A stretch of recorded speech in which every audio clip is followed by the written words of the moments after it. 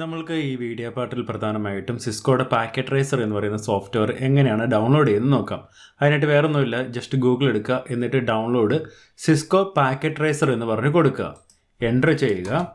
അപ്പോൾ വരുന്ന ലിങ്കുകളിൽ പ്രധാനമായിട്ടും www.netcard.com എന്ന വെബ്സൈറ്റിൻ്റെ ലിങ്ക് ക്ലിക്ക് ചെയ്യുക. ഓക്കെ, ഇങ്ങനെ വരുമ്പോൾ നമ്മൾക്ക് സിസ്കോ നെറ്റ്വർക്കിംഗ് അക്കാദമി എന്നൊക്കെ പറഞ്ഞ് കാണാൻ സാധിക്കും. അവിടെ ലോഗിൻ ചെയ്യാനായിട്ട് പറയുന്നുണ്ട്. ലോഗിൻ ചെയ്യണമെങ്കിൽ നമ്മൾ ഓൾറെഡി ഇതിനകത്തൊരു അക്കൗണ്ട് ക്രിയേറ്റ് ചെയ്തിട്ടുണ്ടായിരിക്കണം. ക്രിയേറ്റ് ചെയ്യാത്തവർ ക്രിയേറ്റ് ചെയ്യേണ്ടതായിട്ടുണ്ട്. അപ്പോൾ ഞാനിവിടെ ലോഗിൻ എന്ന് പറഞ്ഞ് കൊടുക്കുകയാണ്. ഇവിടെ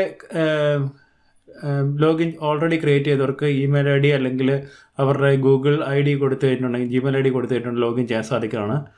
അതല്ലെങ്കിൽ ഇവിടെ സൈനപ്പ് ചെയ്യേണ്ടവർക്ക്, അക്കൗണ്ട് ഇല്ലാത്തവർക്ക് ഇവിടെ സൈനപ്പ് ചെയ്യാൻ സാധിക്കുന്നതാണ്. ഞാൻ ഓൾറെഡി ഇതിനകത്ത് അക്കൗണ്ട് ക്രിയേറ്റ് ചെയ്തിട്ടുള്ളതാണ്. അതുകൊണ്ട് ഞാൻ എന്ത് ചെയ്യുന്നു, ജസ്റ്റ് ഗൂഗിളിൽ ക്ലിക്ക് ചെയ്യുന്നു. ഓക്കെ, ഇനി ഇവിടെ വന്നിട്ട് നമ്മൾ എന്ത് ചെയ്യണമെന്ന് വെച്ചിട്ടുണ്ടെങ്കിൽ നമ്മൾ ഈ സെർച്ചിൻ്റെ അവിടെ പാക്കറ്റ് ട്രേസർ എന്ന് പറഞ്ഞ് സെർച്ച് ചെയ്യണം. Packet tracer.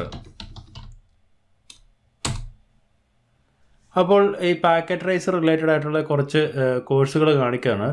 അതിനകത്ത് getting started with Cisco Packet Tracer എന്ന് പറഞ്ഞുള്ളൊരു കോഴ്സിന് ഇത് കാണാൻ സാധിക്കുന്നതാണ്.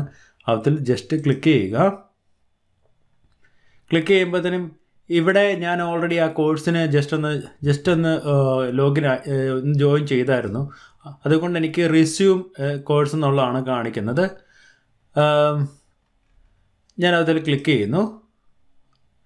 ഇനി ഇതിനകത്ത് ഫസ്റ്റ് മോഡ്യൂളിൽ നമ്മൾ download and use Cisco Packet tracer എന്നുള്ളതാണ്. അത് അതിൻ്റെ അകത്ത് ഡൗൺലോഡ് സിസ്കോ പാക്കറ്റ് ട്രേസർ എന്നുള്ളൊരു ഓപ്ഷൻ ഉണ്ട്. അതിൽ ക്ലിക്ക് ചെയ്യുന്നു. ക്ലിക്ക് ചെയ്ത് കഴിയുമ്പോൾ നമ്മൾക്ക് റൈറ്റ് സൈഡിലായിട്ട് ഇങ്ങനെ ഡൗൺലോഡ് സിസ്കോ പാക്കറ്റ് ട്രേസർ എന്ന് പറയുന്ന ഒരു ലിങ്ക് ലഭ്യമാകുന്നതാണ്. അതിൽ ക്ലിക്ക് ചെയ്യുക.